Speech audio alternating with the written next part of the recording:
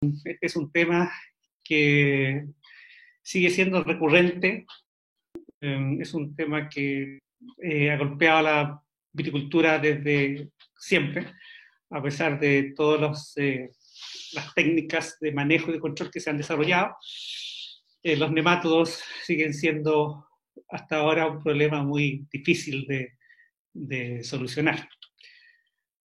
Esta charla está estructurada de alguna manera, o de la manera en que podamos ilustrar un poco de lo que son algunos aspectos biológicos para conocer bien al contrincante, digamos, y después hablar de medidas de manejo, de control, que son las que probablemente han andado mejor, pero que son bastante variables de todas maneras, y son variables en función de las zonas, de la localidad, de los tipos de suelo. O sea, son muchos los factores los que van a incidir en que estas técnicas puedan ser efectivas para lograr un buen control de la plaga. Pero vamos con lo que conversemos. Yo creo que a ustedes se les va de alguna manera a quedar parte de la información que pueda ser importante y que pueda ser aplicable a la realidad que ustedes están viviendo. Bueno, el tema nematológico, ¿cierto? Ustedes ya lo saben perfectamente, es una plaga muy importante que afecta a muchos cultivos. ¿Sí? Uno de los cultivos que siempre ha sido más sensible es la vitivinífera. Básicamente hay otras vides que son las vides americanas, otras especies que han mostrado algún grado de resistencia y que han servido de base para la construcción de los portainjertos, ¿cierto? La mayor parte de los patrones son mezcla de vitivinífera con especies de vides americanas. Son bastante los nemátodos, los grupos, los géneros, las especies de nemátodos que están asociados a la vid y que nos pueden causar un daño importante. Y en muchos casos, por ejemplo, bajo nuestras condiciones acá en Chile, normalmente tenemos varios géneros atacando en forma conjunta, lo cual dificulta bastante el manejo, especialmente cuando se trata de portainjertos, ¿eh? La resistencia es muy específica para un género, no para todos. Bueno, aquí vemos básicamente, para ir introduciendo el tema, un par de slides con un típico nematodo parásito de planta. En este caso corresponde a Tilenculus semipenetrans, que es una de las especies que para nosotros es muy importantes. Aquí tenemos la hembra de este nemato, que es el llamado nemato de los cítricos. Y lo acá porque hasta ahora, de lo que yo he visitado Perú, no me ha tocado ver este nemato asociado a vides, ¿no? Acá en Chile lo encontramos mucho en vides también, además de los cítricos. O sea, es una plaga bastante importante. Ojalá que no se les aproxime, porque va a ser una suma ya de problemas, aparte de meloidogine. Los problemas causados por otras especies complican bastante más el manejo. Solamente para ir enfocando el tema, ¿cierto? Lo que estamos revisando hoy día. Este es un típico nematodo fitoparásito, ¿cierto? Un gusanito alargado que mide entre 0,5 y 5 milímetros, dependiendo del género y la especie, ¿no? En este caso ustedes ven, es una hembra, porque tiene una vulva en la parte posterior, una hembra que está pronta a oviponer, y vemos su aparato bucal, que si lo asociamos a una tecnología que usan los entomólogos, diríamos que tiene un aparato bucal picador chupa, ¿no? O sea, con su armadura bucal rompe células y a su vez succiona. De esa manera actúan todos los nematodos fitoparásitos, independiente del género o de la especie de que se trate. Y cuando hablamos de los daños que puede causar, son bastante variables. lo más común, ¿cierto? O lo básico es el daño mecánico, ¿cierto? Con ese estilete son capaces de romper una gran cantidad de células y hacer muchas heridas en las raíces nuevas, que son las que se están formando. Lo cual tiene una implicancia directa, que es la asociación con otros patógenos. Por lo tanto, ahí, además del daño directo, que significa tener una menor masa de raíces absorbentes, nos encontramos que esa masa de raíces se empieza a asociar a otros patógenos. Es frecuente encontrar que por esas heridas entra Fusarium, por ejemplo, o Verticillium, Phytium, incluso varios hongos que causan enfermedades de la madera. Hemos visto que efectivamente hay una asociación importante entre las heridas causadas por los nematodos y la entrada de hongos que causan problemas en madera, que empiezan a subir por el tronco hacia arriba, ¿cierto? Ya no sería por corte de poda, sino que podrían entrar directamente por la raíz. Bueno, aparte de esas heridas está la destrucción de los meristemas, ¿cierto? Especialmente aquellos nematodos que son ectoparasitarios, que rompen los meristemas, por lo tanto, sencillamente las raíces se truncan y dejan de crecer. Eso implica directamente una menor masa de raíces absorbentes.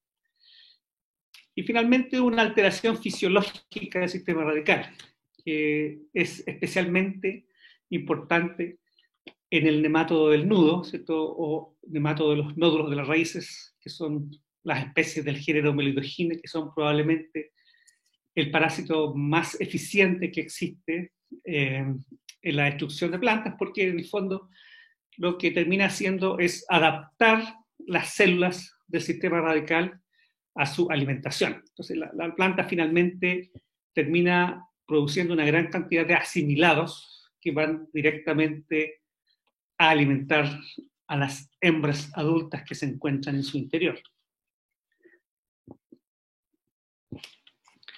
Entonces, nosotros nos damos generalmente cuenta de que tenemos algún problema causado por nemátodos cuando empezamos a ver plantas un poco más débiles, brotes más cortos, hojas más pequeñas. Hay un bajo nivel de sombreamiento en muchos casos y realmente por descarte en muchos casos llegamos a determinar que se trata de nematodos fitoparásitos, ¿cierto? Son muchos los factores de suelo que podrían causar síntomas similares, por lo que en algún momento, cuando realizamos un análisis nematológico, somos capaces de recién determinar que el factor que está causando esa falencia corresponde a este tipo de parásitos.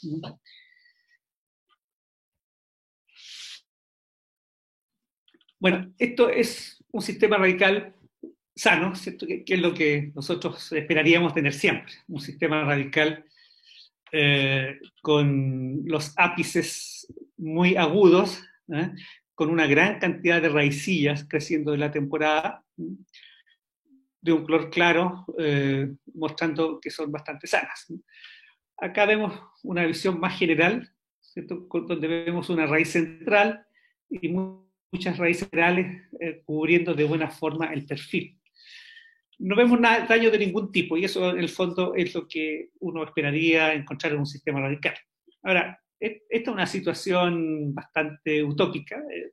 Normalmente es algo que no vemos, ¿cierto? Lo normal es ver sistemas radicales bastante dañados, por distintas razones, digamos, aparte de los problemas que puede haber con los riegos y otros factores de suelo. En general, en todas las plantaciones siempre hay algún tipo de nematodo que va a ejercer algún daño y que va a producir algún nivel de destrucción. Este tipo de raíces las vamos a encontrar principalmente en plantaciones que se han realizado en suelos, entre comillas, vírgenes, que vienen de vegetación nativa o que no han estado cultivados por muchos años, o en suelos que han sido fumigados, que han sido gasificados, y en la primera temporada, por lo menos, podemos encontrar este tipo de raíces, que no es muy frecuente. Bueno, como les decía, hay una gran cantidad de nematos en los suelos que nos van a causar problemas en este cultivo. Y el que nos reúne hoy, básicamente, este que está aquí, ¿cierto?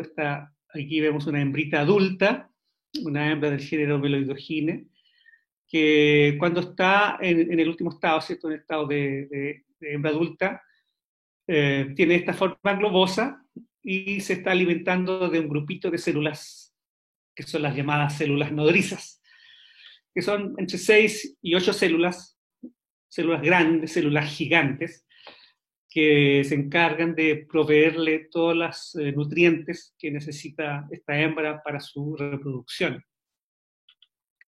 Por eso le decía que este nemátodo produce, además del daño mecánico, produce problemas fisiológicos importantes porque en la medida que hay más hembras, hay más células gigantes o puntos de atracción, ¿cierto? Todos los asimilados que empiezan a producir la planta van a estas células que alimentan al nemato. Bueno, aquí tenemos la cabeza y tenemos aquí la colita, ¿cierto? La vulva, y la hembra empieza a oviponer, ¿cierto? Y forma aquí una gran masa con todos los huevos que quedan en contacto con la superficie del suelo. Bueno, dentro de esta gran diversidad de nematos que veíamos, estos son probablemente los que causan los mayores daños a nivel mundial. Tenemos Syphinema index, que es un ectoparásito que mide 3 milímetros, 4 milímetros, que además es vector de virus, que afecta a la vid. El virus de la hoja en abanico es transmitido por este nemato, que en Chile es un problema importante. Tenemos esta otra especie que es Syphinema americanum, también es un ectoparásito de 3 milímetros que afecta a vides y a muchos otros cultivos. También es transmisor de virus, transmite el tomato ring spot o virus de la mancha anular del tomate. Tenemos este otro mesocriconema que son ectoparasitarios, nematodos anillados, sobre los cuales no hay ningún tipo de resistencia genética tampoco. Bueno, y acá está Tilenculus semipenetrans, el nemato de los cítricos, que como les decía es una plaga muy importante en cítricos, pero que también acá en Chile afecta en forma importante a las vides, tanto viníferas como uva de mesa. Bueno, y Meloidogyne, por supuesto, que es probablemente el mayor problema que existe en varias regiones de Perú, donde se cultiva la vid. Para nosotros también es un problema importante, especialmente la uva que es para vino, porque la uva vinífera nosotros no la injertamos toda, por un tema de terroir y de calidad de vino. Los enólogos, los viticultores, en lo posible tratan de no injertar las variedades viníferas. Es un tema ahí de características propias de los mostos. Bueno, todos esos daños, por supuesto, de raíces nos llevan a situaciones como esta, ¿no? Esta es una fotografía de un campo en el norte de Uva de Mesa. Ustedes ven todos estos papeles blancos acá, que en el fondo son gorritos de papel que se le ponen al racimo de uvas para evitar los golpes de sol. Es una medida extrema, ¿cierto? Cuando las plantas ya están más o menos débiles, brotes muy cortos, se empiezan a dar este tipo de situaciones. Y la causa de esto es un sistema radical bastante dañado, ¿cierto? Que no tiene la capacidad de absorber agua en los periodos de mayor calor, y las plantas tienen brotes cada vez más cortos, hasta que finalmente es imposible tener una producción que sea exportable. Aquí también, la sintomatología más o menos clara, esto ya es una foto más local, probablemente ustedes pueden ver este tipo de suelos, digamos, que son propios de la zona, donde hay un nivel de presencia de Meloidogyne bastante alto, ¿no? Y produciendo daños que son bastante claros también. Bien, en la charla decía, ¿cierto? Incidencia del nemato del nudo, y se señalaba ahí a la especie Meledogina incognita como el mayor responsable de estos daños. Pero hay una gran cantidad de especies que están asociadas a la vid, ¿cierto? Estas por lo menos son las que hemos encontrado. Acá en Chile tenemos incógnita, Meledogina apla, arenaria, javanica y Meledogina etiópica, que es probablemente la especie más importante que tenemos acá en nuestro país.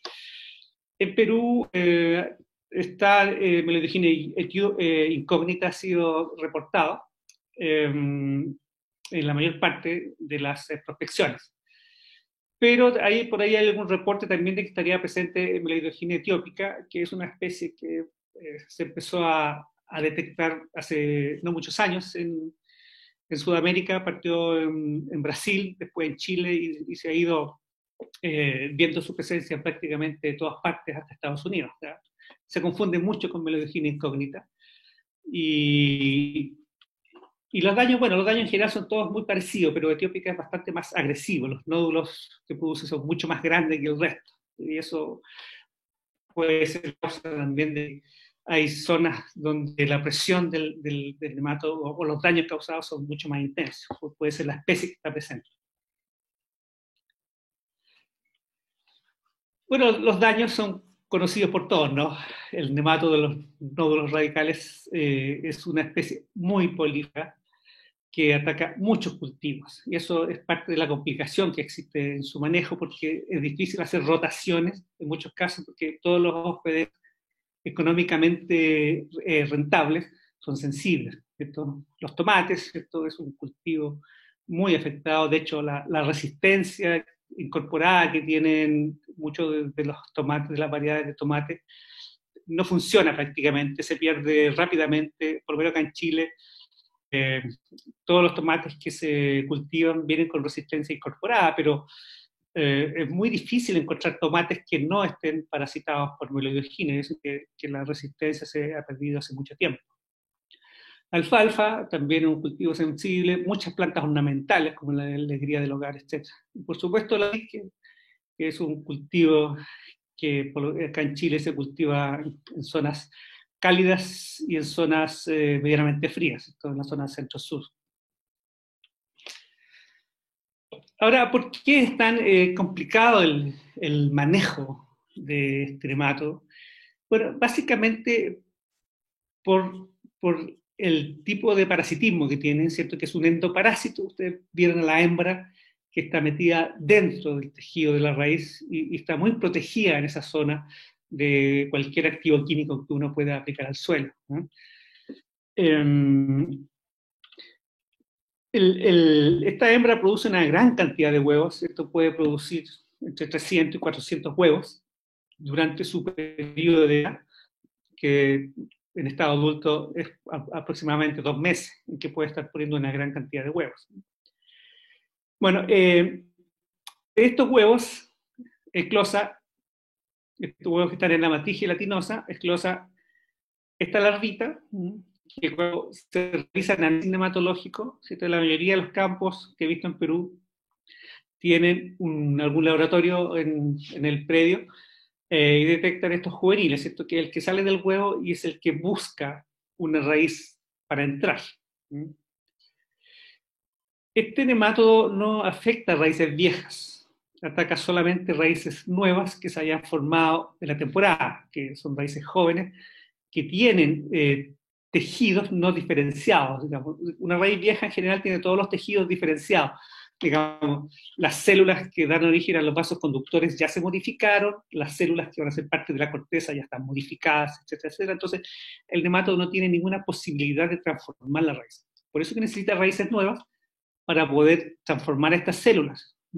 Y la transformación que hace el nematodo cuando entra a la raíz es producir estas células gigantes y además estimular visión celular para que se forme el nódulo. Y de alguna manera el objetivo del nódulo es proteger a la hembra cuando está en su interior. Bueno, este juvenil empieza a mudar al interior de la raíz, ¿cierto? Pasa a juvenil de tercer estado, después sigue mudando, pasa a juvenil de cuarto estado, hasta que llega a ser una hembra adulta inmadura al principio, una hembra joven, donde el nódulo ya está formado y la hembra empieza a reproducirse. Bueno, en general no hay machos, o sea, la hembra se reproduce por partenogénesis, tiene un ciclo propio. Eventualmente, cuando las raíces están muy destruidas, aparecen machos o pueden aparecer machos que fecundan a la hembra y que le dan una mayor diversidad sexual. Y el objetivo, en el fondo, de este proceso de que aparezcan machos es aumentar probablemente la variación genética y que les permita resistir condiciones más adversas. Pero lo normal es que la hembra se reproduzca sola.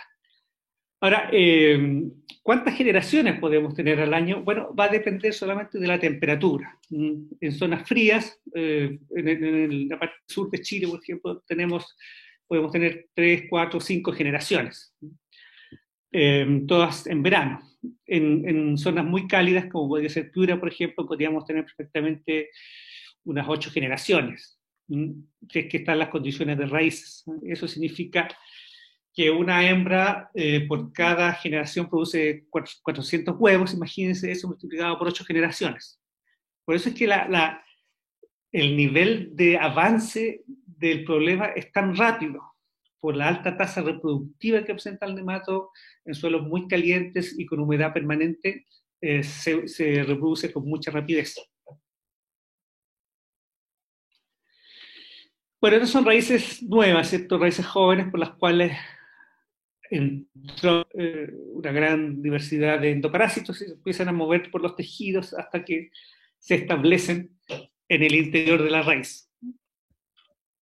Aquí vemos un par de hembritas que ya están establecidas, alimentándose de sus propias células gigantes. Aquí está la colita, posteriormente va a aparecer una masa de huevo gigante aquí que va a ser la que va a transmitir el problema al resto del suelo.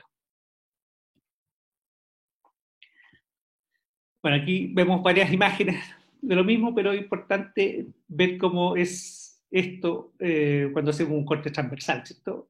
Esta es una raíz nueva, con una hembra que entró, esto es una hembra que debe tener 20 días desde que entró a la raíz, una larva que entró y ya está en estado adulto cuando son altas las temperaturas. Aquí están las células que la alimentan en forma permanente. Estas son las células que se han dividido en forma sistemática para formar el nódulo y la hembra quedó metida adentro, absolutamente protegida de las condiciones del suelo.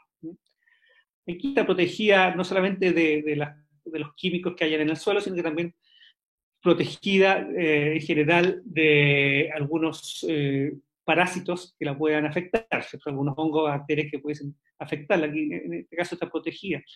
Aquí está la masa de huevos, que son puestos en una especie de jalea. Esta es una matriz gelatinosa que puede ser bastante dura, que tiene varios componentes químicos, muchas proteínas y lípidos que protegen a estos huevos. Es una matriz también un poco impenetrable y que también protege a los huevos de las cosas químicas que hayan en el perfil. Bueno, de aquí salen, ¿cierto?, las larvas que van a llegar al suelo y son las que transmiten el problema y buscan raíces nuevas que estén sanas y en activo crecimiento. Esto no se les va a olvidar más. Aquí tenemos una hembra adulta alimentándose de sus propias células, sus propios alimentos. Esta es una imagen un poquito más didáctica. La hembra, todo esto que está acá es tejido de raíz, ¿no? Esto que está acá. La hembra adulta alimentándose, aquí está su cabeza, y aquí está la masa de huevos, ¿no? Como decía, esta masa puede contener 300, 400 huevos, y en muchos casos cuando se aplican nematicidas, el estado sensible es básicamente la larvita que anda dando vuelta en estas condiciones. Lo que está metido dentro de la matriz es bastante más difícil de llegar. Finalmente nos vamos a encontrar con estos nodulitos. Cada uno de estos nódulos contiene una o más hembras. Entonces aquí se está produciendo una asimilación importante de lo que produce la planta, ¿cierto? Los productos derivados de la fotosíntesis se empiezan a mover hacia estos nódulos. O sea, hay un gasto energético muy importante de la planta en la producción de los nódulos, porque esa es materia seca. Pero además, los asimilados se van directamente a alimentar a las hembras para que produzcan huevos. Eso de alguna manera va explicando por qué las plantas se empiezan a deteriorar de esa forma.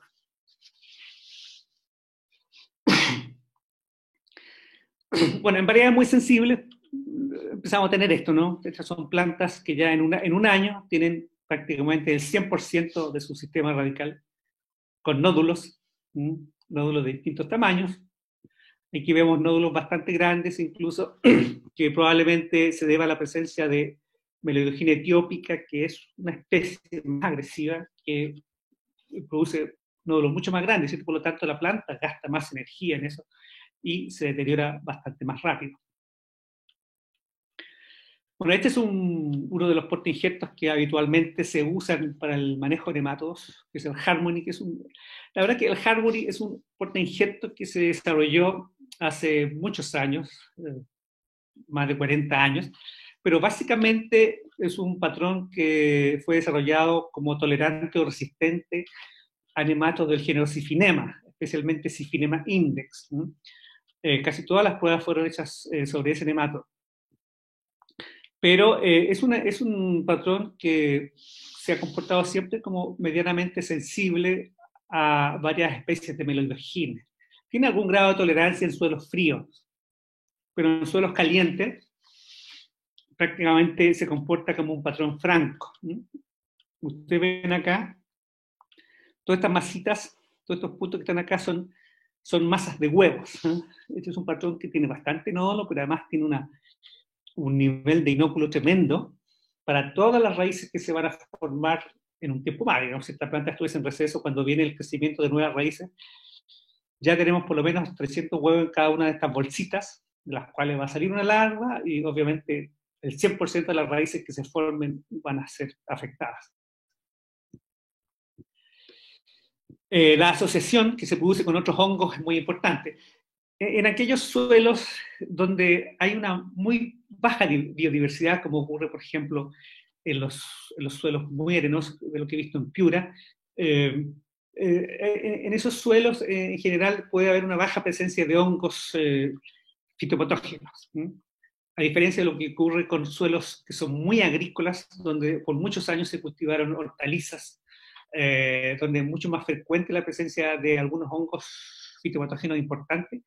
En esos suelos es más factible que se dé este tipo de daños. ¿Sí? O sea, ustedes ven aquí un sistema radical que está muy dañado por nematodos, pero además una cantidad importante de hongos que penetraron al sistema radical y terminan por destruirlo completamente. La asociación con Agrobacterium vitis también es importante, ¿cierto? Por las heridas que se producen, no solamente entran hongos, también pueden entrar estas bacterias que producen las agallas del cuello y que generalmente entran por daño mecánico, ¿cierto? Daño de palas, de picotas, en algunos casos de insectos, y también por las picadas que produce el nematodo. Bueno, y la parte aérea obviamente en algún momento se resiente, ¿no? Aquí vemos estas plantas que están muy dañadas, ¿cierto? Alta presión del mar, brote muy corto, el daño mecánico muy intenso, y además intoxicación por sales, que es un tema que ocurre. Hay reportes de varios nematodos que en el fondo, de alguna manera, estimulan la entrada de sales a la planta, ya sean principalmente algunos cloruros, qué sé yo, sodio también. Eso se ha visto especialmente con Tylenclus penetrans, ¿cierto? Que es el nematolo cítrico. A la medida que aumenta su población, ahí puede haber mayor entrada de sodio, ¿cierto? Las plantas pierden un poco la capacidad de discriminar qué es lo que entra. Acá vemos daños también por sales ocasionados por una alta presión de nematodos.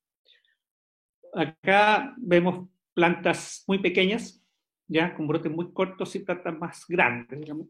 Bueno, aquí en el fondo está claro que estas plantas están muy dañadas, aunque las plantas del lado se ven más vigorosas, pero sin duda si uno hace un análisis nematológico de estas plantas vigorosas tienen una población también bastante alta, y el próximo año estas plantas van a estar igual que esta. Entonces es un tema que avanza rápidamente cuando se dan las condiciones del suelo. Y las plantas obviamente empiezan a morir. Ahora, esta muerte, como les decía, generalmente no es causada por el nemato directamente, sino que es más bien causada por la presencia de hongos a nivel de suelo. En estos suelos que yo les muestro acá, se cultivó papas por mucho tiempo, ¿ah? y otros cultivos de chacarería, tomates, también hubo algunos cultivos de alfalfa para alimentación de ganado. Entonces, esos suelos tienen una gran cantidad de otros patógenos. Y al establecer las vides, obviamente está el nemato y están los otros patógenos y se produce una simbiosis bastante mortal. Aquí son plantas de 2 años que ya han desaparecido del campo. Bueno, finalmente los factores que van a favorecer la presencia de estos nematodos son básicamente suelos livianos, estos suelos pedregosos, arenosos, variedades sensibles, humedad, los cultivos previos que hayan dejado el suelo infectado y también, por supuesto, las plantas que vienen de vivero, que es un problema permanente de contaminación. Ahora, de todo esto, bueno, hay cosas que son manejables y otras no. Qué sé yo, el tipo de suelo no lo podemos modificar. Las variedades sensibles sí podríamos jugar un poquito con los portainjertos. En cuanto a la humedad, esto es un factor que podríamos manejar perfectamente en condiciones de preplantación, ¿cierto? Los nemátodos en general del género Meloidogyne tienen dos puntos débiles. Uno de ellos es que son individuos que necesitan agua libre en el fondo para vivir a humedades relativas de suelo cercanas al 100%. Por lo tanto, cuando un suelo se deshidrata, cuando un suelo se seca, los nematodos van desapareciendo rápidamente. Entonces nosotros de alguna manera podemos manejar eso en condiciones de preplantación. El otro punto sensible es la temperatura. Sobre los 45 grados su viabilidad empieza a bajar.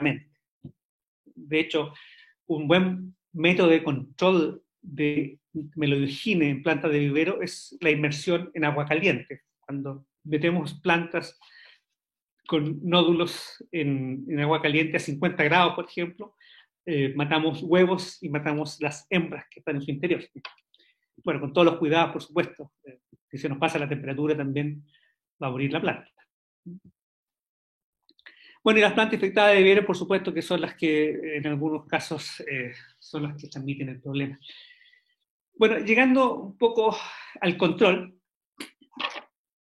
el control siempre uno lo debería dividir en lo que es un control preventivo y un control curativo. Y la clave de todo esto está en el control preventivo.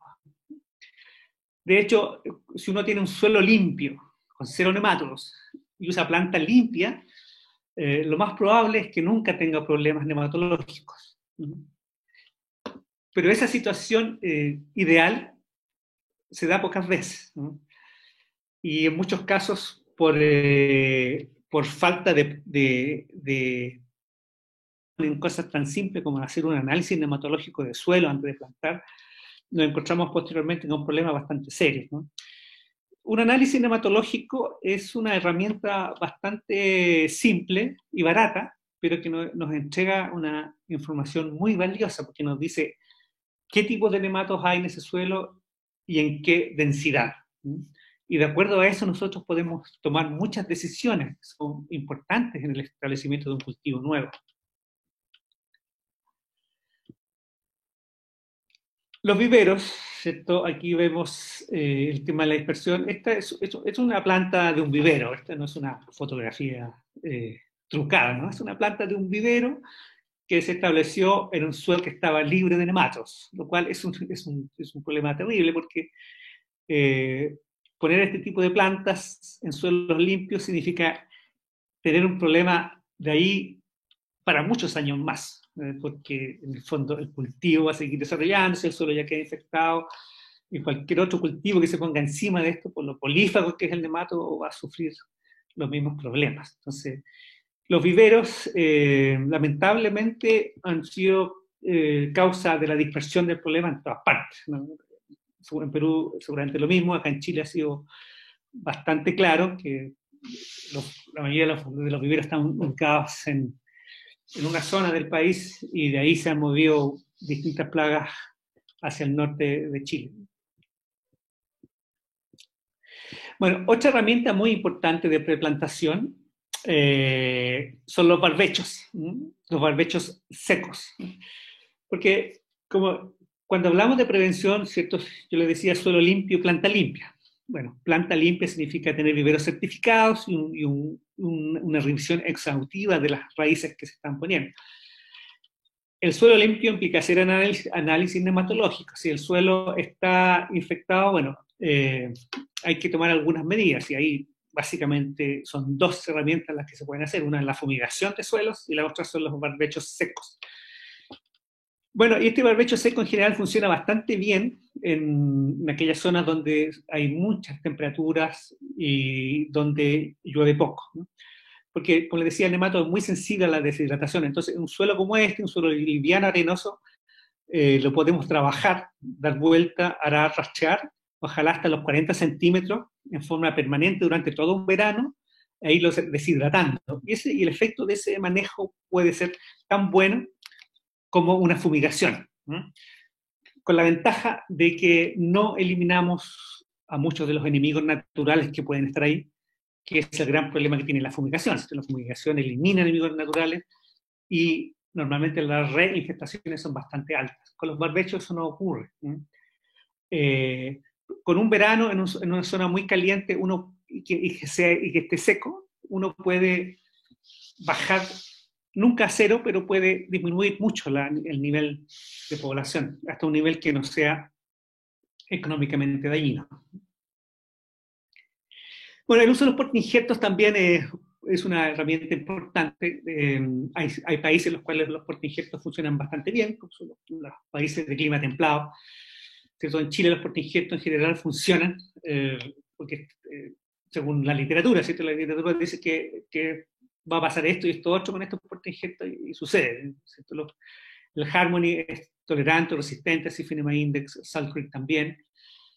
El 1103 Paulsen es sensible a cifinema, etc. Entonces, el 10114 anda bastante bien sobre prácticamente todos los nematodos, se comporta muy bien en condiciones de suelo frío, ¿no? Harmony es tolerante o resistente a Cifinema Index, medianamente sensible a meloidogina.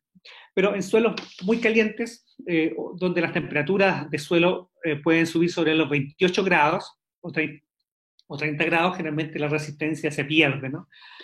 Y eso sucede en muchas partes. Y en esos lugares los portainjertos se comportan como francos, o sea, no tienen ninguna capacidad de tolerar la presión de distintos tipos de nematodos, que es lo que ocurre en Piura, donde prácticamente todos los patrones se comportan como sensibles a meloidogina.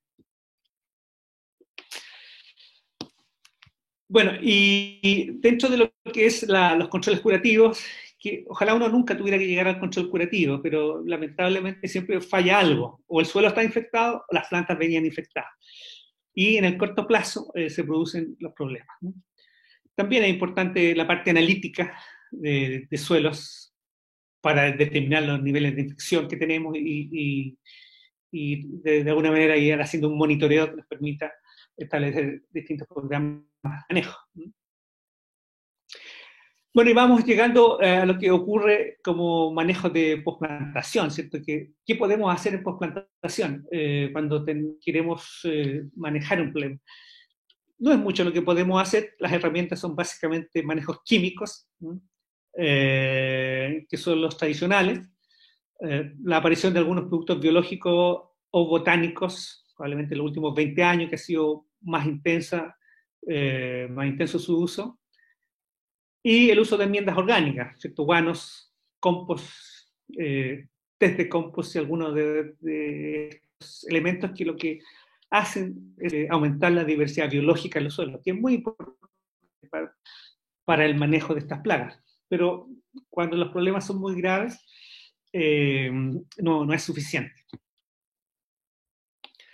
Bueno, en todas partes hay distintos productos para el control de nematodos. Básicamente los clasificamos en fumigantes, que que son productos que se aplican antes de plantar y son recomendables en situaciones de replante, donde hay suelos muy infectados y tenemos que plantar en forma rápida. Bueno, el fumigante es la solución en el corto plazo. Es bastante caro, ¿no? y de efecto muy cortoplacista. Los nematicidas no fumigantes, que son varios productos, han ido variando, algunos han ido desapareciendo del mercado, pero en general son los mismos productos que ya llevan 50, 60 años en el mercado, dando vueltas, ¿no? Y algunos productos biológicos o botánicos, ¿cierto? Como el ditera, que es un hongo, son los metabolitos del hongo que se aplican. El Paecilomyces lilacinus, que, bueno, que ya cambió de género, ¿cierto? Ya no es un Paecilomyces, pero que también se vende en muchos países con distintos nombres comerciales. Hay varios productos botánicos, bases saponinas y otros activos. Esto lo puse solamente como ejemplo. Y también están aquellos microorganismos que colonizan la rizósfera. Tenemos rizobacterias y hongos que se han ido convirtiendo en una herramienta interesante de protección de raíces nuevas, ¿cierto? Como una especie de escudo o barrera que va limitando la entrada de estos nematodos, ¿no? Bueno, aquí vemos un típico ejemplo de fumigación de suelos. Aquí teníamos una plantación de vides que estaba muy infectada de nemátodos y de otros, tenía una gran cantidad de insectos también, insectos de suelo. Y para hacer un replante efectivo, la alternativa era o fumigar o dejar el suelo en barbecho por 2 o 3 años en estas condiciones. Se decidió fumigar y aquí se está aplicando el 1,3-D, que es un fumigante de suelo que mata todo. Se está fumigando hasta los 40 centímetros, que es más o menos la profundidad a la que van los inyectores, en bandas. Esto se deja 10 días, posteriormente se orega y se planta. Este método obviamente es muy efectivo, mata el 100% de lo que está en ese suelo. O sea, se puede plantar 20 días después, uno ya puede estar iniciando la plantación y en el primer año, hasta en el segundo año, el crecimiento es bastante vigoroso. Para la enchilera hay movimiento de los gases que pueden también permitir controlar esto, pero en profundidad esto se va perdiendo. Lo mismo que aquí bajo los 40 centímetros también no hay ningún control y en esas zonas las plagas quedan exactamente igual como estaban antes de la fumigación. Por eso es que cuando uno fumiga, es necesario, como dice acá, es necesario incorporar microorganismos, solos o a través de materia orgánica, ¿cierto? Porque necesitamos devolverle la vida al suelo. Este suelo muy estéril, hemos eliminado todos los virus naturales, por lo tanto, cuando llegan las plagas, no tienen competencia. Y aquí la plaga puede llegar por maquinaria, por agua de riego, y principalmente por la movilidad de las capas más profundas. Entonces, el nemátodo se va a mover, los nematodos se pueden mover 30, 40 centímetros desde que eclosan del huevo, entonces pueden llegar perfectamente desde capas más profundas a la zona de las raíces, y como no hay competencia, se desarrollan mucho más rápido. Por lo tanto, si uno fumiga, debe necesariamente devolverle la vida al suelo. Bueno, y dentro de los productos biológicos que se han desarrollado en los últimos tiempos, hay varios tipos, ¿no? Pero lo importante es ver formas o bajo qué condiciones los podemos utilizar. Los productos biológicos en general tienen un efecto knockdown de cero, ¿cierto? Uno los aplica y no van a actuar inmediatamente, sino que tienen que adaptarse al suelo, condiciones ambientales, y de ahí ejercer algún grado de control, y ojalá pudiesen quedarse en el tiempo, ¿no? Una de las herramientas interesantes que se han desarrollado en el último tiempo es la innovación de los sistemas radicales antes de la plantación, ¿no? Y eso es muy importante porque normalmente las plantas que vienen del vivero en general pueden venir de un suelo que haya sido agrícola o a veces en sustrato estéril. Viene un sistema radical bien desarrollado pero que no tiene ninguna protección extra contra los nematos. Antiguamente se hacían inmersiones de estos sistemas radicales en nematicidas, se hacían una solución de nematicida por las plantas, y luego se llevaban a terreno. Pero no tiene mucha utilidad a menos que las plantas sean de mal.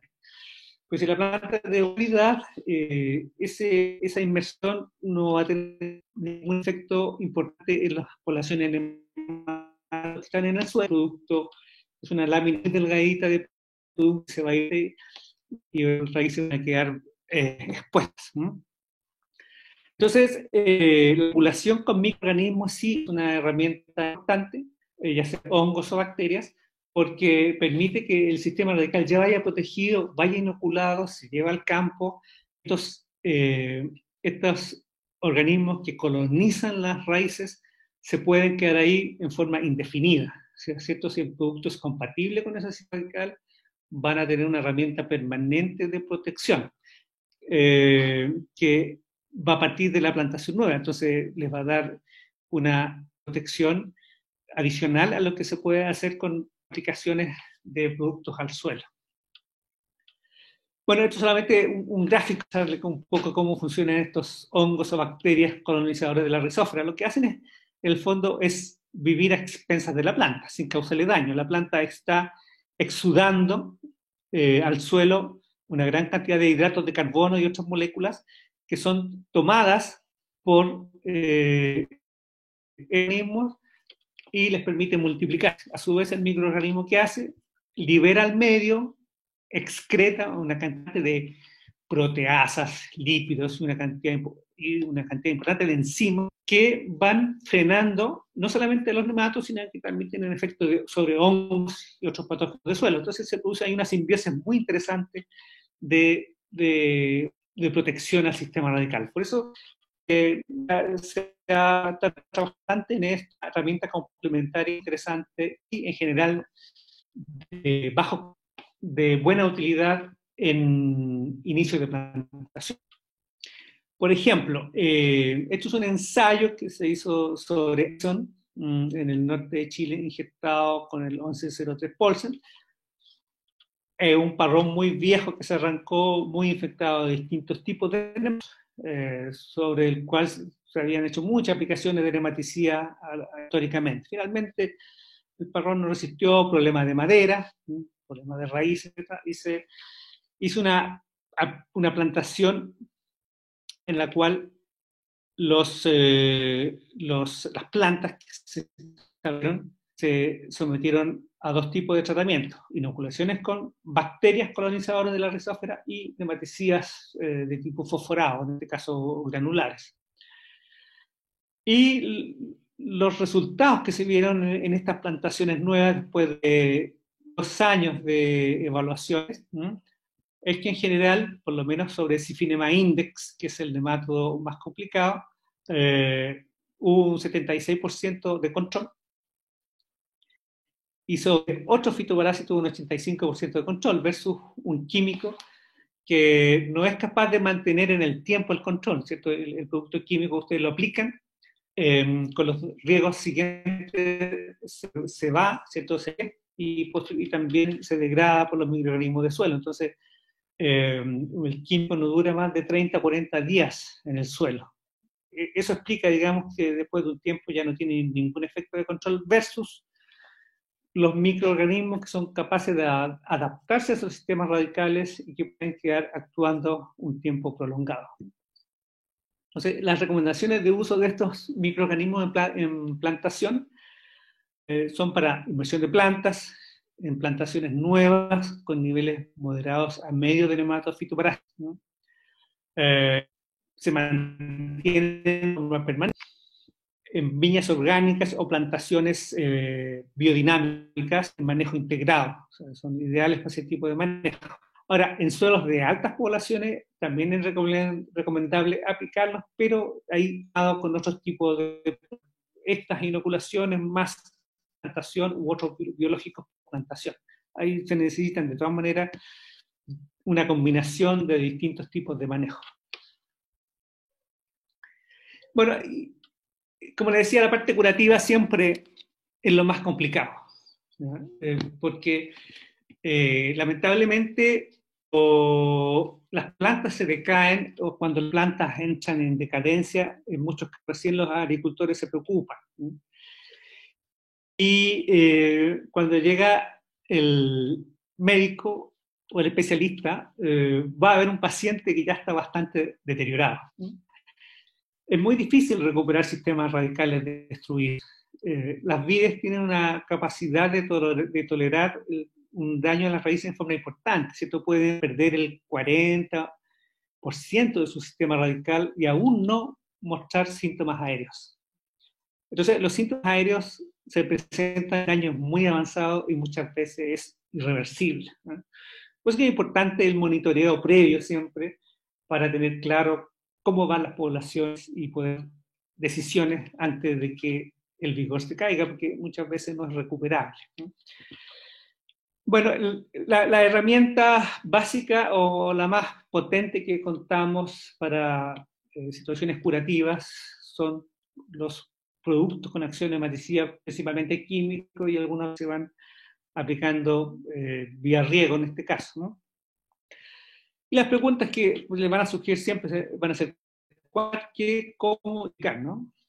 Estas 4 preguntas constituyen la base de manejo. ¿Cuándo? Es bastante simple contestar. Cuando estén creciendo las raíces. Vemos estas raíces acá que ya llevan una semana creciendo, lo cual puede ser tarde, ¿cierto? Porque el nemato entra cuando las raíces están en puntos blancos, ¿no? O sea, recién están tomando los puntos blancos el nemato. Por lo tanto, esto el crecimiento sería tardío para realizar una aplicación curativa. Acá lo mismo, esto es una raicilla que lleva un par de días, esto ya podría estar atrasado. Entonces, lo ideal es aplicar antes de que un día antes de que se produzca este crecimiento, ¿no? ¿Qué aplicar? Bueno, ahí las alternativas son bastante variables y van a depender de las condiciones en que ustedes estén. Esto puede ser nematicidas químicos, especialmente altas poblaciones, inicio de programas de manejo. Producto de origen biológico, que es para manejos integrados, manejos orgánicos, o en el caso en que estamos trabajando con muchos compost o guanos, es difícil aplicar químicos cuando tenemos materia orgánica en el suelo. Por un lado, estamos produciendo una cantidad importante de microorganismos y por otro lado lo podríamos estar afectando los nematócidos químicos. También muchos productos químicos se fijan en la materia orgánica. La materia orgánica los toma, los corta y desaparecen del medio. Entonces, la mezcla de químicos con compost o guano no es muy buena, ¿no? Están los estimulantes de desarrollo de raíces, que son una herramienta importante cuando tenemos una carencia o daños ya muy, muy avanzados. Bueno, aquí podríamos mucho de qué producto aplicar, va a depender mucho, ¿cierto? Los productos son muy solubles, algunos sirven muy rápido, suelos muy arenosos, hay que evitar productos extremadamente solubles porque se van rápidamente la textura, ¿cierto? Asociada a la solubilidad. La profundidad de raíz, la hora de riego, o sea, todos esos elementos van a jugar a favor de un éxito del programa, ¿no? Bueno, yo creo que el cuánto aplicar, lo hemos conversado por ahí en algunas oportunidades con algunos de ustedes. La dosis es una cosa muy rápida que depende de la de raíces, del crecimiento lateral y de las horas de riego. Uno trata de tener una concentración letal en el suelo hasta donde están sus profundidades de raíz. Y ahí tenemos que depender directamente de los sistemas de riego. Bueno, en el suelo el producto se va a mover en forma muy distinta dependiendo de las texturas. Yo les quiero mostrar aquí un par de láminas, las cuales hace muchos años con unos colegas en Chile trabajamos en ver cómo se mueve el producto, para lo cual aplicamos colorantes al suelo y vimos cómo se movía en el riego, ¿no? Este es un suelo pedregoso, más o menos liviano, pero que tiene un nivel de arcilla que tiene una matriz franco-arenosa, pero con una cantidad de pedregosidad y ripio que hace que el producto se pueda mover más o menos rápido. Bueno, ustedes ven aquí medio de un nematicida en goteros a 1 metro. Tenemos un bulbo muy pequeño que estaría protegido, ¿no? Aquí ven ustedes una sección de un colorante, bulbos aquí que no se toscan y no ha bajado más de 30 centímetros. Entonces, es importante ver hasta qué están las raíces y hasta dónde queremos proteger.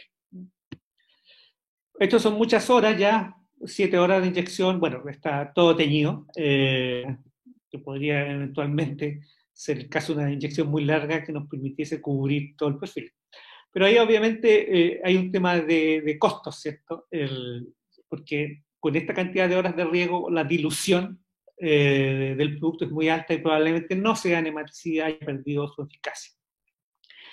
Aquí vemos un suelo con un poco más de materia orgánica, con 1 hora y media de inyección, y tenemos un bulbo bastante pequeño también, y muchas zonas del sistema radical que no quedan protegidas. Entonces, cuando se realiza una inyección de nematicidas, debería tener muy claro cómo se mueve el producto en el suelo, para poder tener éxito en la aplicación.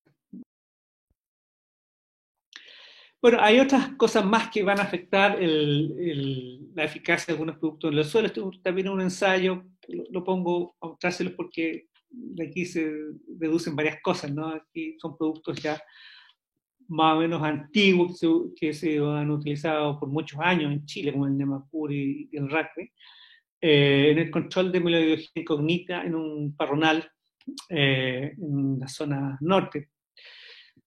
Ustedes se fijan, bueno, en el Nemacur el estándar se recomendaba en ese momento inyecciones de media hora, o sea, los niveles de control son bajísimos. O sea, para el sistema radical. Cuando se realizan inyecciones largas, bueno, se logra un control mucho más eficiente, pero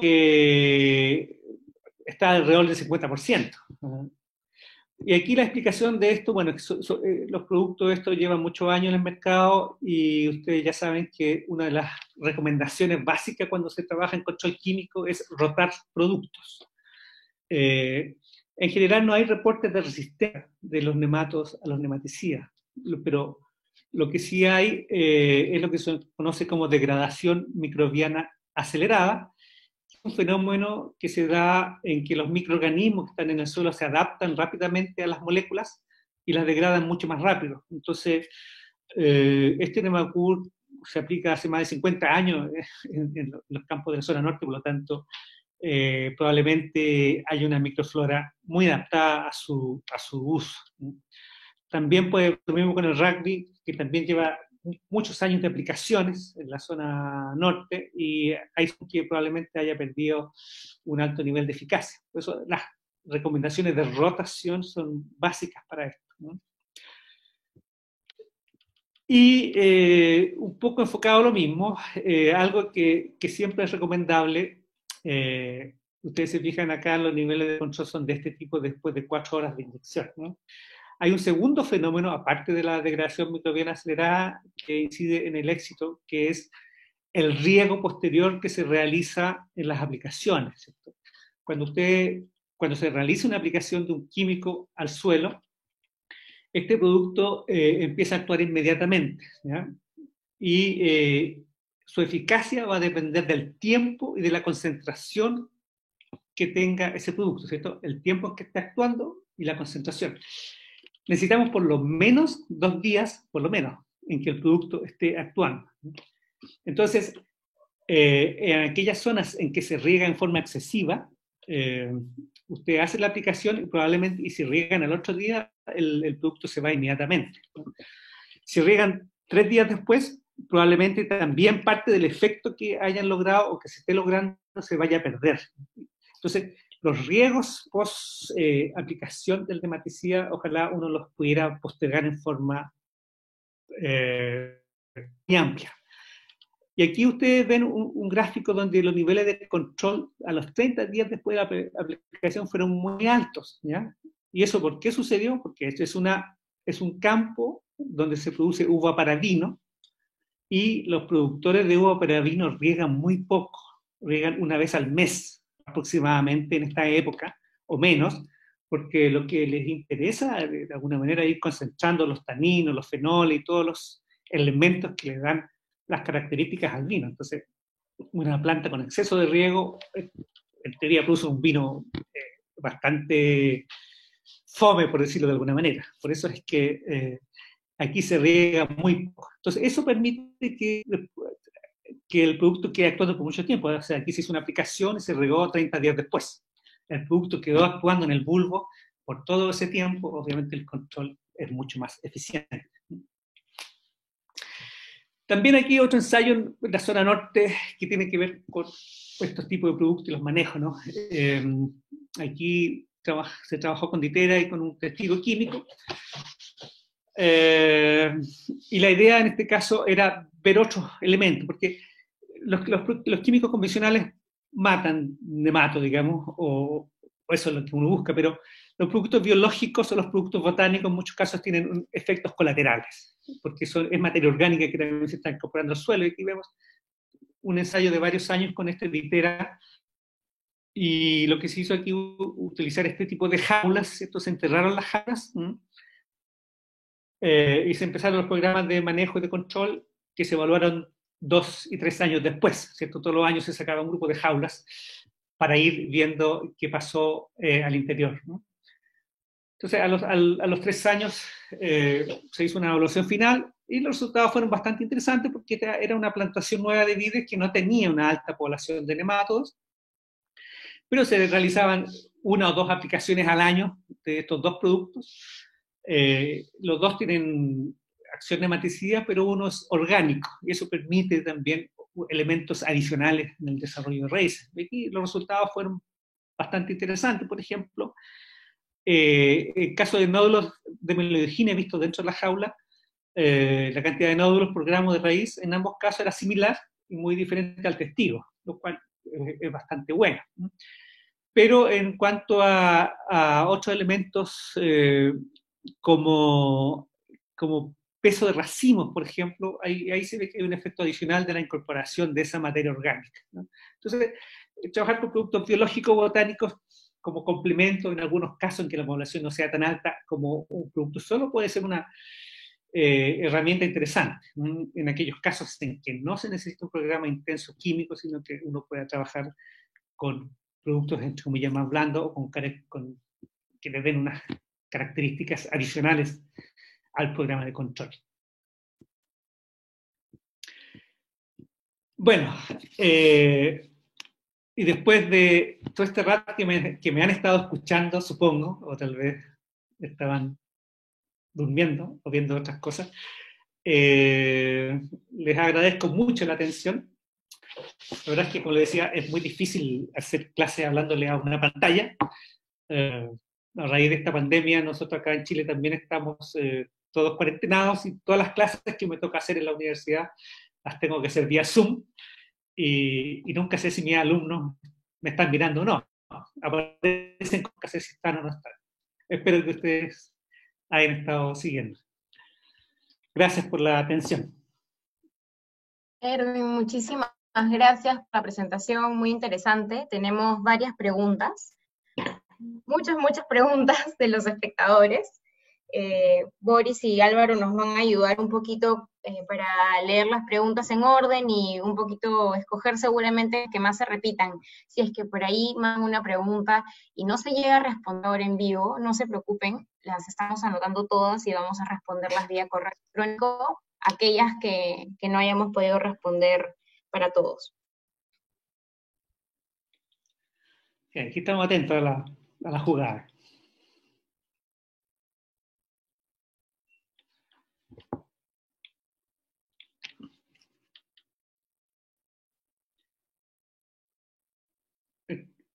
Claudia, las preguntas las vas a hacer tú en voz alta. Te las va a hacer Álvaro. Álvaro Ya, Azancón. okay. Don Álvaro Azancón. Perfecto.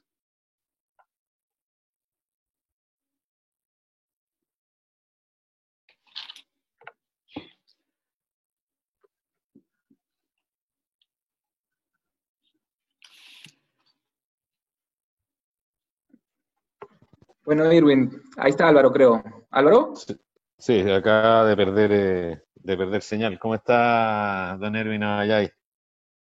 Mucho gusto, don Álvaro, ¿cómo le va? Doctor Erwin Ayay.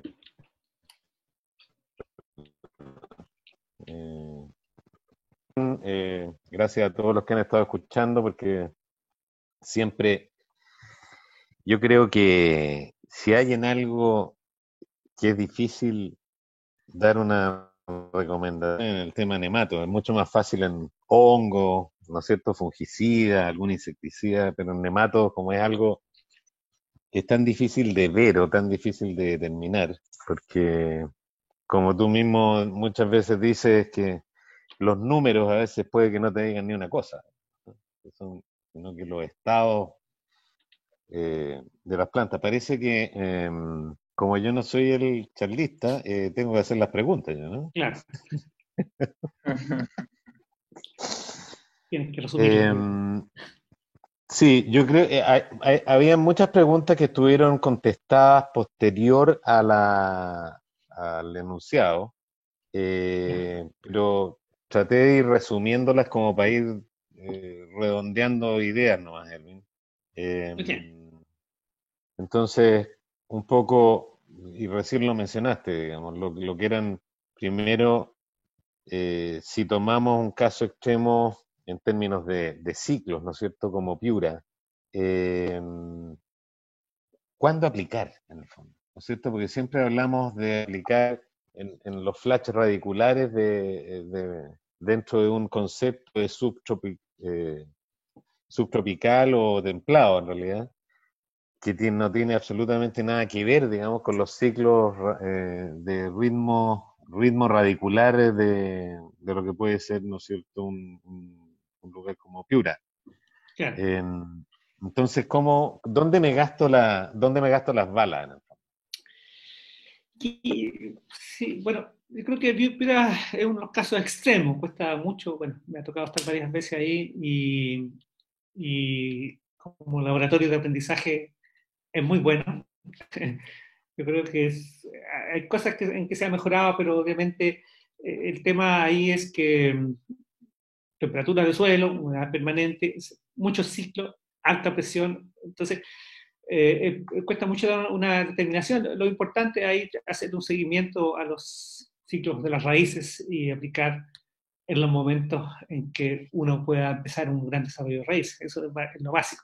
Ahora, técnicamente, considerando la cantidad de generaciones que uno tiene, lo recomendable sería hacer una aplicación de algún producto que se lleve una vez al mes, lo cual en términos económicos no resiste ni un análisis, pero técnicamente sería lo recomendable, ¿no? Ahora, el ajuste a los momentos óptimos, bueno, ya lo hemos ahí en lo que son las podas, ¿cierto?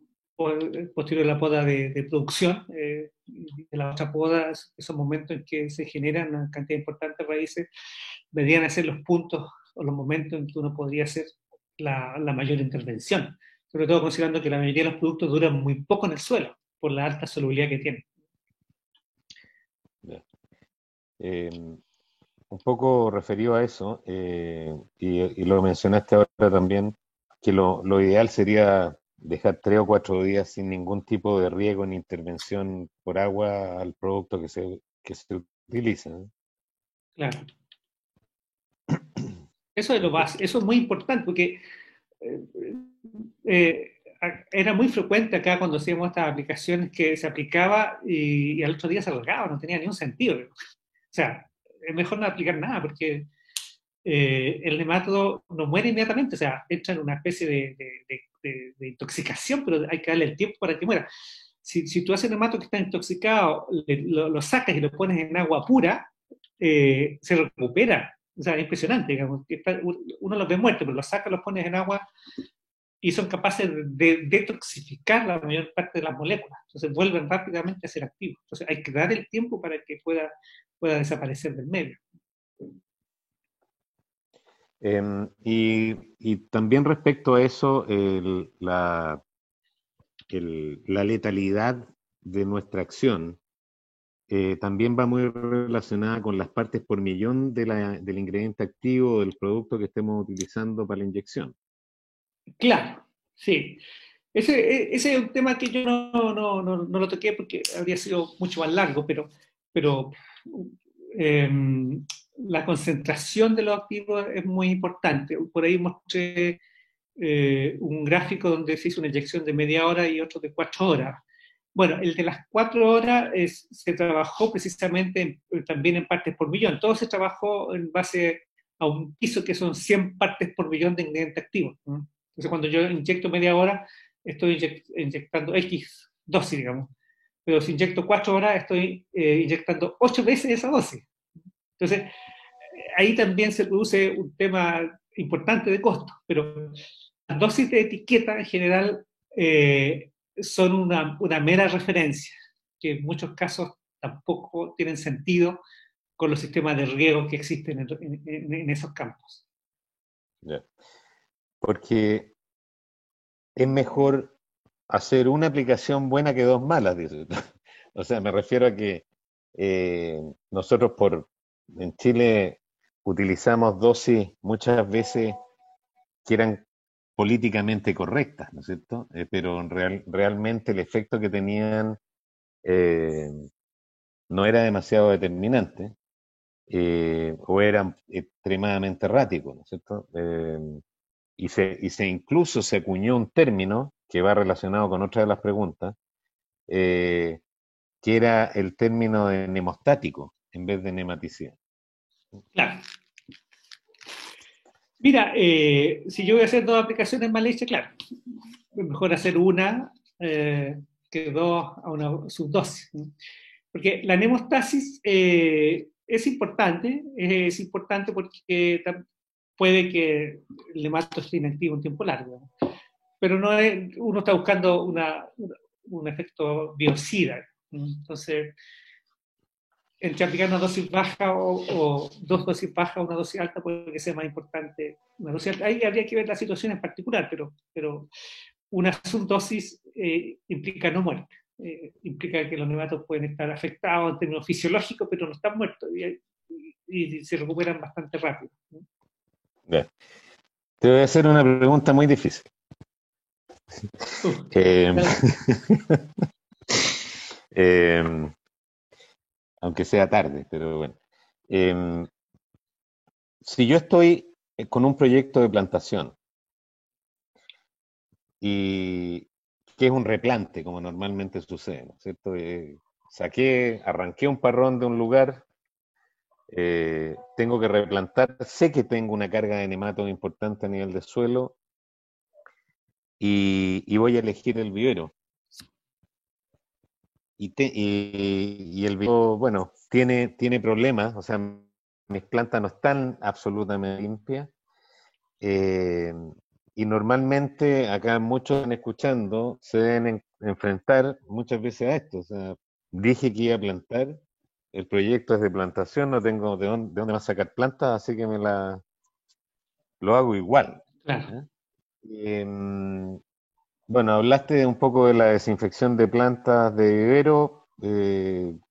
También se podrían esas mismas plantas, y relacionado a otra de las preguntas, inocular definitivamente, esté o no con algún nematode presente, pero puedo inocular con alguna Rizobacter, algún tipo de bacteria, ¿no es cierto?, que pueda de alguna manera eh, proteger, o darle más defensa, lo mismo, y de la mano también con las micorrizas, porque si tenemos problemas, ¿no es cierto?, en términos, o vamos a tener problemas de bajar la capacidad de esa planta, de poder absorber y tener y regenerar reservas, que es nuestro gran problema.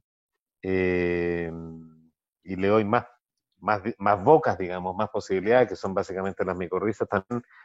Debiéramos ir apostando, porque son cuestiones bastante de bajo costo, o sea, la inoculación con bacterias, la inocular suelo, ponerle micorriza al sistema, más todo lo otro que has hablado de lo que es el tratamiento al nemátodo propiamente tal, debieran ser parte de la estrategia, ¿no? Sí. Bueno, tú me pones en una situación que es mala por todos lados, digamos. O sea, es un replante, ¿cierto? En suelos contaminados. Y además la planta del vivero viene contaminada. O sea, es todo lo que uno no debería hacer. Eh, Ahora, tratar de llevar eso a algo exitoso es complicado porque uno no espera tener que estar tratando de solucionar eso. La planta del vivero, si viene muy infectada, lo ideal es hacerle un tratamiento a la planta al tiro, digamos. O sea, o la metes en agua caliente, ¿cierto? 50 grados por 5 minutos para matar todos los que tenga, con el peligro, obviamente, que las plantas se te pueden porque se queman las raíces, pero es un muy buen tratamiento. Con eso te asegurarías de tener limpia. Ahora, si no es factible hacer una termoterapia a esas plantas, se puede hacer una inmersión en nematicida por al menos 12 horas. ¿Cierto? Con 12 horas de inmersión tú logras eliminar también la mayor parte de las hembras, no diría que todas, pero la mayor parte de las hembras y los huevos que están en esa raíz, ¿no? Y eso es solamente planta, ¿no? Ahora, el suelo hay que ver qué tan infectado está. Si está muy infectado, fumigar. Si es muy caro, empezamos con los tratamientos químicos que, tú lo viste, no son 100% efectivos, o sea, controlan máximo un 70%. Entonces siempre te va quedando un 30% de población en el suelo que se vuelve a multiplicar rápidamente. Entonces, es una lucha que parte desde la plantación y que te va a acompañar durante todo el desarrollo de tu plantación. Y hay que poner en tu estructura de costos que vas a tener que hacer al menos 2 esquemas de tratamiento al año. Ahora, obviamente en esta situación sí es muy recomendable hacer eso, las plantas o de la inoculación con nematicida, digamos, el tratamiento con nematicida. Aparte de eso, hacer una inoculación de todos los microorganismos que se puedan para que vayan un poco más protegidas. Erwin, a propósito, si estamos hablando de Rizobacter, ¿cuáles son, o tienes alguna recomendación más específica al respecto? De producto. Mira, hay varias bacterias que se han utilizado para el control de nematos. Una de las clásicas ha sido Bacillus firmus, ¿no? Pero en general son especies de Bacillus, ¿no? Son varios especies del género Bacillus que se han utilizado para el manejo de nematos. Aquí en Chile existen algunos productos también en base a Bacillus y otras bacterias que han sido desarrollados de forma específica para el control de nematos en vides.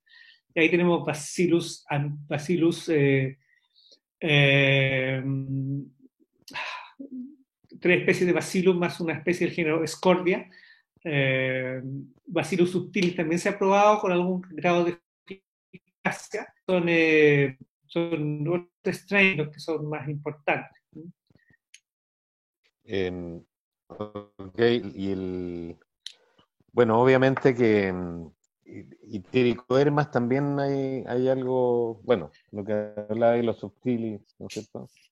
Mira, los tricodermas, la información es más dispersa. Si uno revisa la literatura científica, hay trabajos en los cuales el tricoderma tiene un efecto nematicida y otros casos en que no tiene un efecto nematicida. Yo creo que ahí es más compleja la información. O sea, no es determinante todavía. No es un... Claro. También la mezcla de micorrizas con Rizobacter también se ha visto que en algunos casos anda muy bien, se potencian, y en otros casos no. No es muy concluyente, pero por lo menos ambos en forma separada sí son activos en que la planta tenga una mejor respuesta. Y cuando hablamos de números, que no siempre es una buena manera de hacerle el approach al problema, quizás desde mi punto de vista, pero hay muchos que hablan de cuál es el umbral para determinar un tratamiento químico. O sea, ¿con qué número salto del asiento?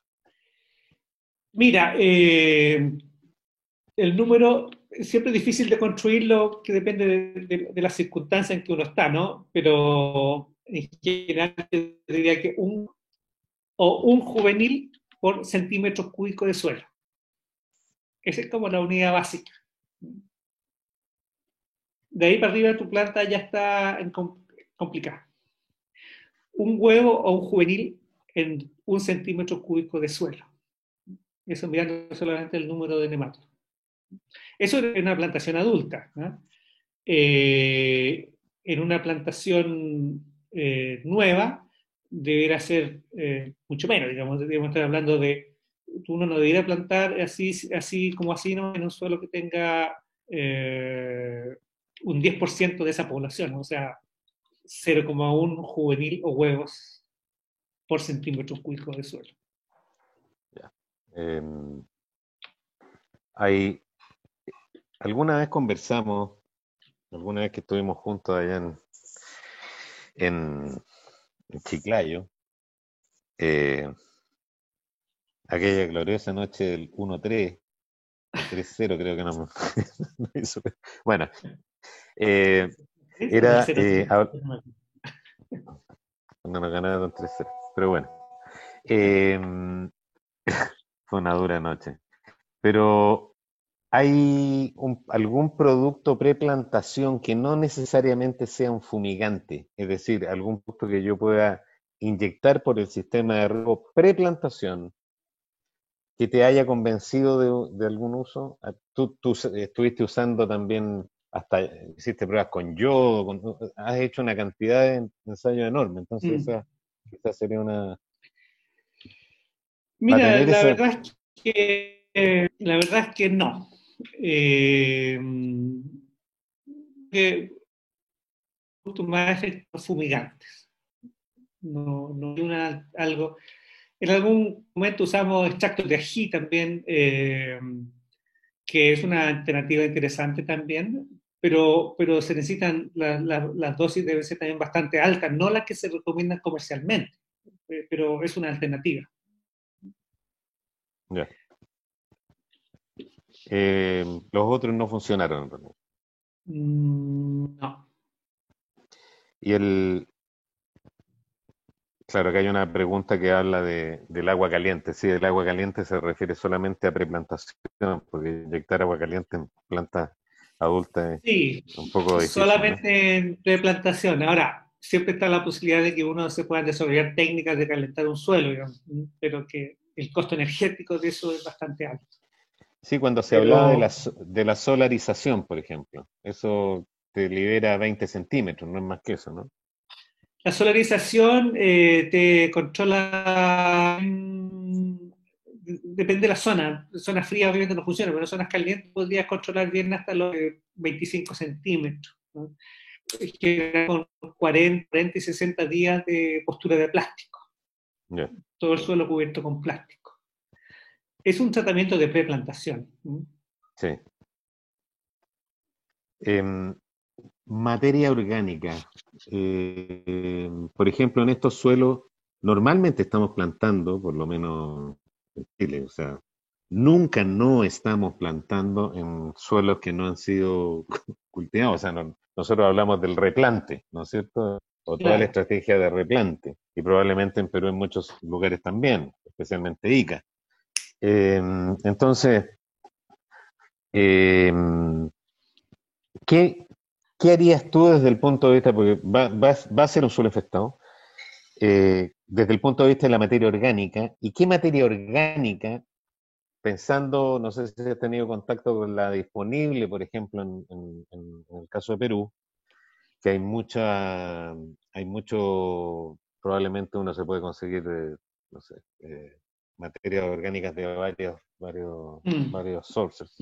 La estrategia desde el punto de vista de la materia orgánica. Mira, preplantación. Sí, la materia orgánica es una herramienta bastante antigua que tiene la función básica es estimular el desarrollo de raíz. Eso es el efecto más notorio en el tiempo, que te permite rápidamente generar raíces. Ahora, el que pueda tener sobre la población de nematodos también va a depender de su constancia y de la cantidad que usa, ¿no? En general no es nematicida per se. Tiene algún grado de nematicida porque libera amor, ¿cierto? Y eso mata a los nematodos, pero en general no es no es tan fuerte efecto como el efecto que tiene sobre el desarrollo de raíces. Ahora, eventualmente, como uno incorpora una gran cantidad de microorganismos con la materia orgánica, eso sí podría ayudar o estimular o mejorar el control biológico. Pero para eso se necesita ser muy constante en el uso de materia orgánica, y ahí la receta es no aplicar menos de 6 a 7 kilos de materia orgánica por metro cuadrado, al menos una vez al año, ¿ya? Y con eso tú podrías, de alguna manera, si la raíz no está tremendamente destruida, sino que estás en un programa de manejo de poblaciones que son manejables, podrías hacerlo completo solamente con materia orgánica, pero con esos niveles de trabajo. Perfecto. Acá hay una muy buena pregunta. A propósito de la inmersión en agua caliente, porque habla de un portainjerto. O sea, la inmersión va a ser básicamente en una planta que tiene injerto y que, claro, la temperatura en realidad va a estar determinada a lo que va a soportar, ¿no es cierto? Muchas veces cualquier órgano o estructura, ¿no es cierto?, de esa planta, ¿no? Eh, que tú hablaste es 5 minutos a 50 grados, ¿no? Claro. Mira, sí, yo creo que ese tipo de trabajo igual hay que hacerlo en condiciones más o menos locales. Lo ideal sería que los viveros tuviesen, ofrecieran también el servicio, digamos, tuviesen la posibilidad de tratar las plantas que estén infectadas. Eh, Acá se ha trabajado básicamente con esa temperatura, 50 grados, 5 minutos, pero si uno quiere evitar el riesgo, debiera trabajar con temperaturas menores, pero más tiempo, por ejemplo, 45 grados por media hora, que se ha visto que tienen un efecto similar. ¿No? Ahora, se ha hecho básicamente sobre plantas francas, no hay tantos antecedentes que pasa con todos los tipos de portainjertos. Probablemente tengan la misma respuesta porque se ha visto que en cítricos más o menos las mismas temperaturas o en otras estructuras vegetales, por lo tanto puede ser una buena herramienta de trabajo. Ahora, es muy sensible a un tipo de portainjerto, se podría hacer una prueba local, no cuesta mucho, ¿no? Lo importante es que la raíz esté en receso, que no tenga puntos blancos ni esté empezando a brotar, porque seguramente van a morir todos esos tejidos que son mucho más sensibles. Sí. Bueno, ese tratamiento también se puede combinar para control de chanchito blanco, que también es un problema más o menos grande, y que es el vivero el que básicamente lo, Claro. te lo lleva al campo, digamos. ¿Eh? Ya. Acá hay una pregunta que bien directa, dice, desinfecté un suelo con diclopropeno y clorpicrina y luego de 60 días de haber desinfectado tengo presencia de nematodos. La tiré literal, digamos. Así, Ya. así. ¿A qué ¿Qué se pasó? debería? Mm, Es difícil de saber, pero uno podría decir, bueno, quedó mal fumigado, que sería lo claro. más lógico, porque el 1,3-D y la cloropicrina matan todo, digamos. ¿En 60 días es factible que se recupere una población? No, no es factible. Ahora, si la planta, además, si la planta iba infectada, podría ser que la planta contaminó el suelo fumigado. Bueno, estos tratamientos de fumigación son bastante caros. Entonces, uno siempre debe, antes de hacer ese tratamiento, uno debería hacer el trabajo de muestrear pre-aplicación y después muestrear post, digamos, levantando los plásticos, muestrear inmediatamente para saber qué pasó, porque pasados 60 días puede ser una contaminación externa por otros factores. Ya, sí. Es bien recurrente la pregunta de las concentraciones. Quizás se podría hacer, eh, no sé si alguien en Perú la ha trabajado. Yo creo que hay una recomendación personal que tú tienes, Erwin. Sí, se ha trabajado, digamos, es un concepto que se introdujo hace varios años en algunos de los campos, trabajar con 100 partes por millón y en algunos casos hasta con 200 partes por millón cuando se podía en términos de costo, que era en el fondo hacer doble dosis. Porque había una tendencia a que las dosis básicas de 100 partes por millón de activos no estaban logrando controlar todo. Y eso probablemente era a causa de ya un uso reiterado de una misma molécula que venía de muchos años. Entonces ahí estaba el concepto de reducción y muchos casos de subir la concentración en campos que llevan mucho tiempo con uso de una misma molécula o del mismo grupo, ¿cierto? Uno de repente rota entre fosforados cuando no hay otra alternativa, pero el problema de alguna manera también se va manteniendo, ¿no? Si Sí, uno rota entre grupos. porque hay una cuestión ahí de que si estamos hablando de concentraciones y que son 100 o 200, ¿no es cierto? Y puede ser alguna concentración un poco más alta en el caso de un biológico como Itera, por ejemplo, que usábamos, a veces tratábamos de llegar a las 400. Con los sistemas radiculares que naturalmente uno encuentra, o que normalmente, no naturalmente, normalmente uno encuentra en la zona norte, más que en Ica. En la zona norte me refiero a Piura, ¿sí? Sistemas radiculares que son relativamente superficiales. Y cuando uno hace una inyección, uno tiene que tener claro en el fondo que tiene que pensar, a ver, ¿qué área de mi raíz, ¿no es cierto?, voy a ser capaz de proteger efectivamente?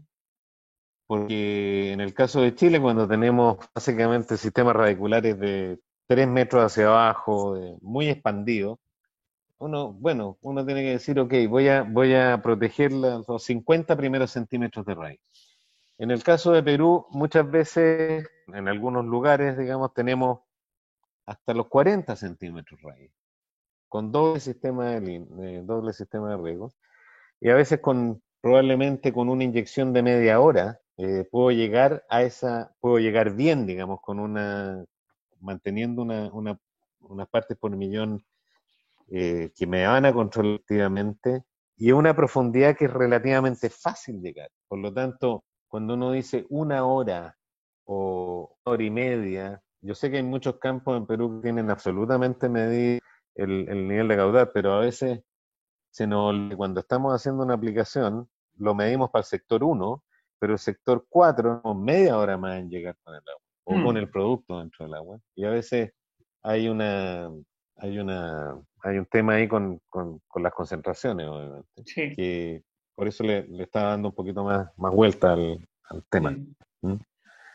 Sí, finalmente el éxito de la aplicación muchas veces está dado ahí, digamos. Todo lo que uno pueda hacer en términos de riego, digamos, de inyección, a lo mejor no en la caseta, sino que hacer la válvula en el cuartel y asegurarse que efectivamente el producto esté goteando el tiempo que tiene que estar goteando con una concentración mínima. Ese es como el corazón del manejo químico. De ahí se construye, de ahí hacia atrás, el éxito de la aplicación. Dependiendo del sistema radical o del patrón en el sistema radical, me ha tocado ver en muchas partes, digamos, por ejemplo, el 101.14, que es un portainjerto bastante bueno, pero que también es sensible a nemato, pero que crece como de costado, ¿no? Así como que no profundiza mucho, sino que lateraliza bastante, ¿no? Es un portainjerto que en teoría sería, entre comillas, fácil de llegar a la profundidad total que cubre. Y eso a lo mejor con un tiempo bajo de lograr. Pero los otros sistemas radicales más profundos te obligan a hacer una inyección mucho más larga. Sí, sí, es así. Pero eso también, inyecciones más largas son obviamente mayor cantidad de productos por hectárea. Claro, por eso que es importante que las químicas puedan bajar los precios de sus productos alguna vez, digamos, porque con la forma de transporte al desarrollo de raíces. Estás metiéndote en un área que no sé. Bueno, El, acá hay una aplicación, o sea, una aplicación, perdón, una pregunta. Hablaste de un poco ir moviendo, bueno, son todos órganos fosforados, la gran mayoría, ¿no es cierto? Tratar dice acá, las aplicaciones continuas de nematicidas químicos podrían llegar a perder eficiencia por un tema de selección de individuos. Sí, absolutamente sí. Se Y recomienda qué es la gran ventaja de los biológicos, me imagino, ¿no? Que no pasa eso claro, con ellos. los biológicos en ese sentido no pierden eficacia, ¿no? Mira, los químicos, hay varios estudios que después de 3 aplicaciones consecutivas, digamos una aplicación cada 6 meses del químico, ya se pierde el 20% de la vida media del producto. Ya. Entonces, ahí se llevan 20 años aplicando lo mismo, entonces probablemente ahí la vida media del producto sea muy baja. Bastante más baja. Eh, ¿Cuál sería, tenemos en no en Ica, pero sí en Piura, ¿no es cierto? Tenemos 2 temporadas en una, ¿no? Em, uno puede pensar que uno podría utilizar en la temporada de formación, ¿no es cierto? Cuando estamos eh, sin fruta, donde tenemos una capacidad de planta se supone, o en teoría, ¿cierto? De generar una cantidad de reservas importante. Eh, es extremadamente importante también mantener el sistema radicular sano, o sea, que esa bodega se mantenga en buen estado, en buena condición. Eh, y después entramos, ¿no es cierto?, al periodo de producción, donde al menos debiéramos tener los 45 días todos nuestro sistema radicular, porque con 45 días de inicio ya probablemente vamos a llegar con suficiente pulmón al final, ¿no es cierto? Entonces, la cuestión es, ¿cómo voy a ir eh, creando mi estrategia química y biológica, ¿no es cierto? Eh, Porque sabemos que en la parte productiva vamos hacia, ¿no es cierto?, cada vez menos productos permitidos a usar, Claro. no así por el lado biológico. Y tenemos también un momento, ¿no es cierto?, de formación que quizás podríamos usar algún producto un poco más que no podamos usar en otro momento, quizás. No sé, Claro, sí. Bueno, esas son las estrategias que se han estado tratando de implementar en la zona que tiene, como dices tú, 2 momentos de crecimiento al año, ¿no? Eh, Afortunadamente hay bastantes productos que son de contacto y que es lo que uno busca, ¿cierto? Que la molécula no entre, ¿no? Los fosforados que se usan en la zona son todos de contacto, así que no habría ningún riesgo. Ahora, si hay otras limitaciones de tipo comercial, bueno, ahí ya se complica un poco el tema, ¿eh? Pero en teoría uno podría aplicar esas moléculas que son además de baja solubilidad y permanecer más tiempo en el suelo, ¿no? Complicado de repente en la poda de producción es que no es fácil aguantar con el riego, ¿no? Que sí es más fácil hacerlo en la poda de formación. aunque parar no pasa nada, te digo. Cuando Bueno, así no mato tanto raíces, digamos, regando tan sí, cerca. claro. No, El eso puede ideal ser para un momento. Acá yo puedo seguir haciendo preguntas, Erwin, y nadie me dice que pare, digamos, pero bueno, sí, bueno. yo creo que Lo que pasa es que hay una cantidad, tengo, no sé, 25 preguntas en la línea. Estoy ya, tratando de hacer lo mejor posible, en términos de resumirlas, digamos.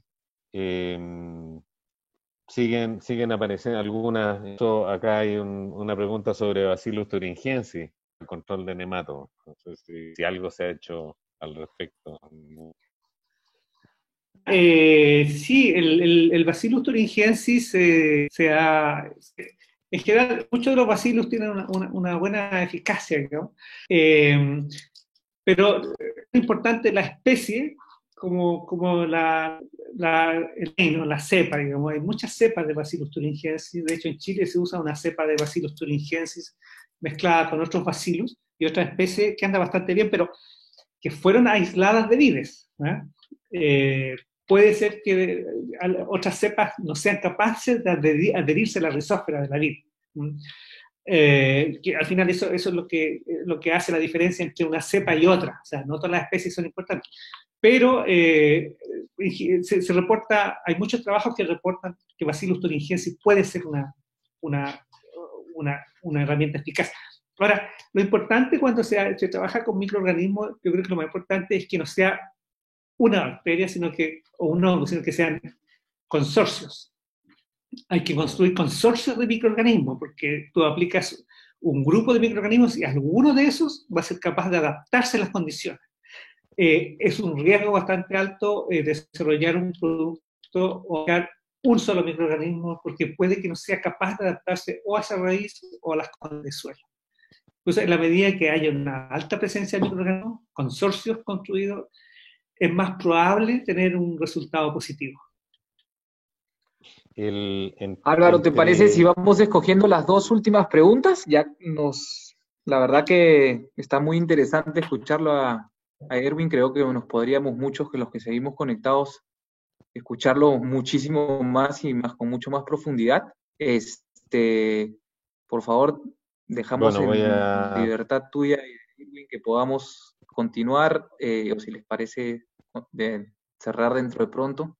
Las dos últimas preguntas, creo yo. Perfecto. Bueno. Las otras ya tienen otro precio. Más tarde. Claro, tienen otro precio las que vienen. Hay una pregunta que muy buena porque habla de los métodos de evaluación o análisis de nematodos. ¿Y cuál es el método más confiable según tu opinión? Esa pregunta la hizo un nematólogo, ¿no? No, alguien que le gusta incomodar. Mira, acá depende del país, digamos. Acá en Chile se trabaja básicamente midiendo las campas en el suelo, y los índices de daño se han construido en función de los juveniles en el suelo. He dado cuenta que se trabaja mucho con la cantidad de huevos en raíz, y poco con la cantidad de larvas en el suelo. Yo creo que da un poco lo mismo. Lo importante es que se puedan desarrollar niveles de daño en función de ese tipo de análisis, que a mí me da la impresión de que no sea... y aquí hay un comentario que podría ser una crítica constructiva. Yo creo que en Perú tienen una gran cantidad de información, los campos, una cantidad tremenda, por lo menos la parte nematológica, de evaluaciones, de mediciones, y que es muy valiosa. Lo importante es a esa información darle un contenido en que se asocie eso a la parte productiva, ¿no? En muchos casos hay muchos números, pero no hay una asociación directa, no se ha logrado establecer una asociación directa entre eso y el comportamiento de la planta. Ahí daría lo mismo el índice que uno construya, pero lo importante es que se haga ese ejercicio, que de alguna manera acá lo hemos tratado de hacer. Cuesta mucho porque dependiendo de las condiciones locales, cuesta bastante, pero yo creo que con toda la información que tienen, perfectamente podrían desarrollar niveles de daño muy locales, incluso para un mismo predio. Ok. Y vamos a ir con la última. Disculpen a los que no les pude resumir la pregunta que hicieron. Pero acá la última dice, ¿qué pasa con estas inyecciones de O3, digamos, u ozono a la rizósfera, que podría ser algún tipo de lisis o afectar, digamos, la vida de los nematodos? Mira, mi experiencia con el ozono no es buena. Yo las primeras evaluaciones de ozono las hicimos tal vez hace 20 años y no había una buena respuesta porque el ozono se convierte muy rápido en oxígeno, digamos. Entonces, las condiciones ambientales para el ozono, para que se mantenga como ozono, son muy específicas. Puede entrar como ozono al suelo, pero el cambio de atmósfera rápidamente le quita eficacia, ¿no? Entonces, no ha mostrado un gran potencial de control de nematos, a pesar de que es muy amigable con el medio, o sea, parece una molécula ideal para el control de nematos y el control de otras plagas de suelo. Pero yo creo que todavía le falta bastante desarrollo para poder darle las condiciones a esa molécula de que efectivamente pueda entrar al suelo, al perfil del suelo y mantenerse un tiempo largo. Hasta ahora lo que hemos visto es que entra al suelo y se va muy rápido, desaparece rápidamente. Perfecto. Boris, no sé si estás ahí. Yo por mi lado, muchas gracias, Erwin, como siempre.